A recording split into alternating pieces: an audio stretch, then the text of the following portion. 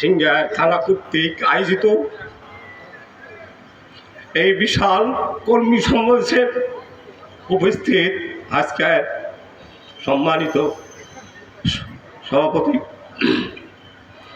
সম্মানিত প্রধান অতিথি, সম্মানিত অতিথিবৃন্দ এবং সম্মানিত আমাদের সিংহেরবাসী, আসসালামু আলাইকুম রহমতুল্লাহ। আমি বেশি কথা বলতে চাই না, আমি একটি কথা বলতে চাই যে শহীদের রক্ত যে মাটিতে মিশে আছে সে মাটি একদিন ইসলামের বিপ্লব হবে। আমাদের সিংহারে ৬ জন শহীদ হয়েছে এই জালিম সরকারের বিরুদ্ধে কথা বলতে গিয়ে।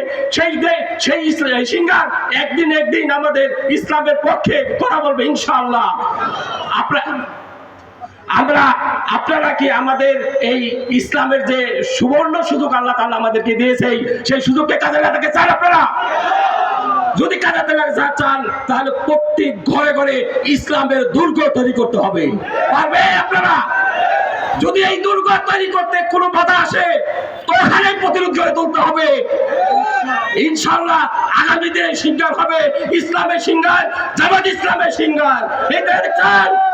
আমি আমার কথা আর দীর্ঘায়ু না করে, যেহেতু অনেক অভিজ্ঞ বক্তারা এখানে উপস্থিত আছে তাদের কথা আমরা শুনবো, তা আশা করি আগামী সিংহার হবে জামাত ইসলামের সিংহার, আগামী সিংহার হবে ইসলামের সিংহার। ওমা তৌফিক ইল্লা বিল্লাহ, ওমা আলাইনা।